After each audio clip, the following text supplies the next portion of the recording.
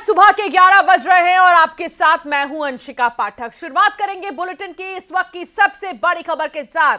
MP मंत्रिमंडल पर दिल्ली में मंथन होगा और मुख्यमंत्री डॉक्टर मोहन यादव की बीएल संतोष से मुलाकात। संगठन महामंत्री बीएल संतोष से मुलाकात हुई है, बीजेपी मुख्यालय में मुलाकात हुई है और क्या मान लिया जाए कि आज फाइनल हो जाएगा मंत्रिमंडल। आज मंत्रिमंडल का विस्तार क्या तय है, ये माना जा सकता है क्या? क्योंकि कौन कौन से वो नेता होंगे जो मंत्रिमंडल में शामिल किए जाने हैं, इस पर सस्पेंस अभी बरकरार है। बीएल संतोष से मुलाकात की है डॉक्टर मोहन यादव ने और ये मुलाकात कई मायनों में खास हम कह सकते हैं। मंत्रिमंडल को लेकर लगातार 3 दिन से चर्चा हो रही है और चर्चा के बीच मुलाकात भी की जा रही है। मोहन यादव और अमित शाह, जेपी नड्डा की मुलाकात इससे पहले हो चुकी है और अब संगठन महामंत्री से उनकी मुलाकात, बीएल संतोष से उनकी मुलाकात हुई है। बीजेपी मुख्यालय में ये मुलाकात हुई है। इस मुलाकात में किन बातों को लेकर चर्चा हुई, क्या मंत्रिमंडल पर सहमति बन गई, ये देखना अभी बाकी है। और इंतजार जो हो रहा था कि कल ऐलान कर दिया जाएगा या कल मंत्रिमंडल का पता चल जाएगा मध्य प्रदेश में आखिर कौन होगा मंत्री, इसके लिए अब कहा जा रहा है कि क्या आज ही शाम भर में फाइनल होगा। क्योंकि मंत्रिमंडल को लेकर तमाम ऐसे चेहरे हैं जिन पर पेच फंस रहा है, जिनमें कि जो पूर्व में सांसद रहे हैं, केंद्रीय मंत्री रहे हैं, उनको लेकर पेच फंस रहा है। इसके अलावा जो पिछले समय में जब शिवराज सिंह चौहान मुख्यमंत्री थे और उस वक्त जो मंत्री बनाए गए थे, जो लोग कैबिनेट में मौजूद थे, क्या उन्हें दोबारा से मौका दिया जाना है या नहीं, इस पर भी विचार विमर्श हो रहा है। इसलिए भी काफी पेचीदा मामला हो गया है। हालांकि मुलाकात से ही निष्कर्ष निकलेगा और फिर बीएल संतोष के साथ मुलाकात की है डॉक्टर मोहन यादव ने। उसके बाद ये पता चल जाएगा कि आखिर मंत्रिमंडल को लेकर क्या चर्चा हुई है। प्रशांत कटारे सहयोगी साथ जुड़ गए हैं भोपाल से और विनीत भी हमारे सहयोगी साथ जुड़ गए हैं दिल्ली से। सबसे पहले मैं दिल्ली की ओर ही रुक करूंगी। विनीत, आप बताइए कि यहाँ पर क्या हलचल है? मुलाकात हो गई है, मुलाकात के बाद कुछ बातें सामने आई? जी, निश्चित तौर पर मैं आपको बताना चाहूँगा कि बीएल संतोष जो राष्ट्रीय महामंत्री हैं, उनके साथ बीजेपी राष्ट्रीय मुख्यालय विस्तार में मुलाकात जो है वो हो रही है। इसके साथ ही साथ जो शीर्ष नेतृत्व है उनके साथ भी मुलाकात जो है उनका कार्यक्रम है।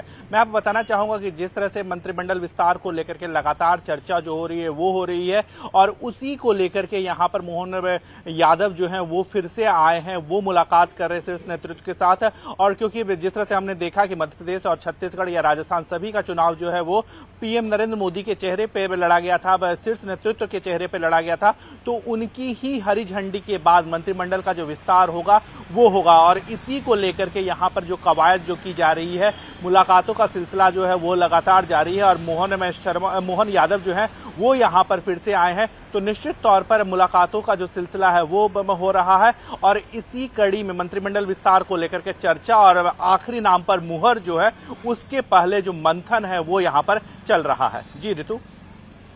ठीक है विनीत, मैं वापस से आपके पास आऊंगी।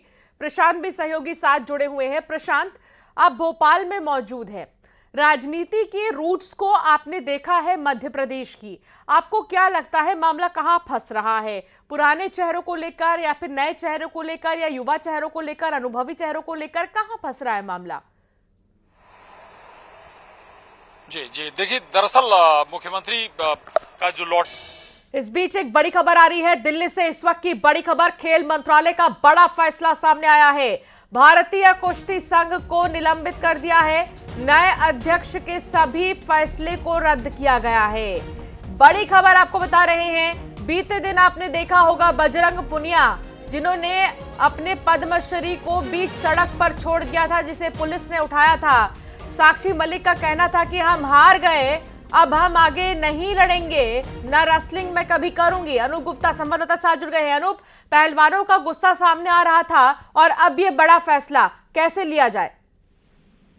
बिल्कुल, जिस तरीके से साक्षी मलिक हो या बजरंग पूनिया हो जैसे बड़े खिलाड़ी जिस तरह से इस पूरे चुनाव पर सवाल खड़े कर रहे थे, उसको लेकर खेल मंत्रालय ने बड़ी गंभीरता दिखाई और पूरा जो कुश्ती संघ है उसको फिलहाल निलंबित कर दिया गया है और जो चुनाव हुए थे उसको भी निलंबित कर दिया गया है। यानी कह सकते हैं कि एक बड़ा फैसला खिलाड़ियों के चिंता को देखते हुए खेल मंत्रालय केंद्र सरकार की तरफ से ली गई है। दूसरी तरफ आपको बता दूं कि जिस तरह से संजय सिंह की जीत हुई है उसके बाद से उन्होंने जितने भी फैसले लिए उसको भी निलंबित कर दिया गया, यानी कि उनके जो भी फैसले हैं वो फैसला जो है वो मान्य नहीं होगा। तो एक बड़ा फैसला है और ये दिखाता है कि किस तरीके से देश के जो खिलाड़ी हैं अगर कोई सवाल खड़े कर रहे हैं तो उसको लेकर के केंद्र सरकार पूरी तरह से चिंतित है, उसको संज्ञान में लिए हुए है। अब आगे की क्या दशा और दिशा होगी ये देखने वाली बात होगी। खेल मंत्रालय किस तरीके से इस पूरे मसले पर इंक्वायरी बिठाती है, किस तरीके से जांच करती है और फिर आगे कुश्ती संघ का क्या होता है, ये तमाम मसले हैं जिस पर अभी जो है केंद्र सरकार आगे बताएगी। जाहिर सी बात है, लेकिन जिस तरीके से बृजभूषण शरण सिंह ने इस पूरे मामले को देखा है, नया मोड़ दिया है। सवाल पारदर्शिता पर उठ रहे थे, जो चुनाव हुए थे उसकी पारदर्शिता पर, क्योंकि बृजभूषण शरण सिंह पर सवाल उठाए थे कई पहलवानों ने और उसके बाद उनके करीबियों ने ही इस पूरे संघ में समझिए कि जीत दर्ज कराई थी। तो ये तमाम मुद्दे थे। जाहिर सी बात है खेल मंत्रालय ने इस पर बड़ा एक्शन लिया है। और वाकई में बजरंग पुनिया ने जिस तरीके से अपना पद्मश्री बीच सड़क पर छोड़ा गुस्से में, ये बहुत बड़ी चीज है। क्या संदेश दूसरे देशों में जाएगा अनूप, जहां पर वाहवाही होती है भारत के खिलाड़ियों की? इस बार रिकॉर्ड तोड़ मेडल आए हैं तमाम गेम्स में और अब अगर खिलाड़ी ही नाराज रहेंगे तो क्या संदेश जाएगा? इसीलिए भी दखलंदाजी देनी पड़ी खेल मंत्रालय को। नहीं, बिल्कुल देखिए, जिस तरीके से बड़े खिलाड़ी हैं ये लोग और देश का नाम रोशन करते रहे हैं, वैसे में अगर इनका विरोध है तो केंद्र सरकार ने इसके विरोध का संज्ञान समझिए एक तरह से लिया है, गंभीरता दिखाई है और यही वजह है कि कुश्ती संघ को निलंबित किया गया। एक बड़ा फैसला है और ये दर्शाता है कि किसी भी तरीके से अगर कोई सवाल खड़े होते हैं, अगर उस पर किसी तरह का विरोध होता है तो केंद्र सरकार आंख मूंद कर नहीं बैठी है, यानी कि केंद्र सरकार की पूरी ये बहुत बड़ी बात आप कह रहे हैं कि खेल मंत्रालय ने जो बड़ा फैसला लिया है वो ये बताता है कि कितनी एक्टिव है यहाँ पर केंद्र, और इन छोटी छोटी चीजों चाहे बड़ी बड़ी चीज हो उन पर वाकई में जो एक्शंस लिए जाते हैं केंद्र की तरफ से वो दिखाते हैं उनकी एक्टिवनेस को। अनु, बहुत शुक्रिया जानकारी साझा करने के लिए। यहाँ रुकेंगे एक छोटे से ब्रेक के लिए, लगातार खबरों का सिलसिला जारी रहेगा।